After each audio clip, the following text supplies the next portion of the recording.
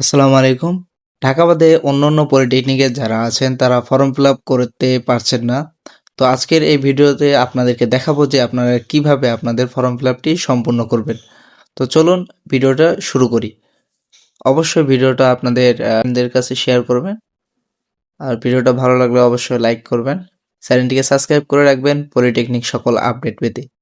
আপনাদের rocket account খোলা থাকলে আপনারা প্লে স্টোর থেকে রকেট অ্যাপসটি ডাউনলোড করে নেবেন।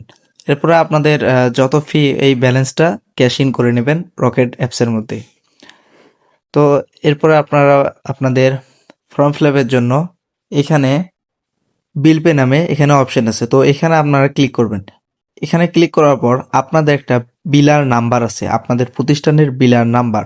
তো সেই বিলার নাম্বারটি আপনারা এখানে সার্চ করবেন। আমি যদি কুড়িগ্রাম পলিটেকনিক ইনস্টিটিউটের বিলার নাম্বার দেখাই, তো এখানে আপনারা দেখতে পাচ্ছেন কুড়িগ্রাম পলিটেকনিক ইনস্টিটিউটের বিলার নাম্বার।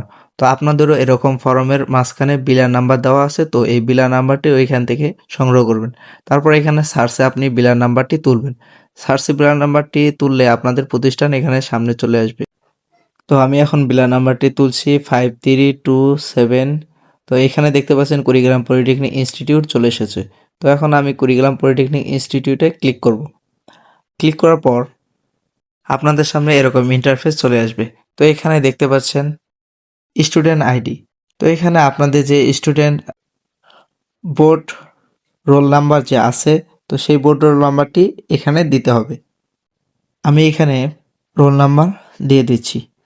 এরপর নিচে আপনারা দেখতে পাচ্ছেন মোবাইল নাম্বার। তো আপনি একটি মোবাইল নাম্বার দিয়ে দিবেন, এখানে আপনার ওই নাম্বারে মেসেজ যাবে।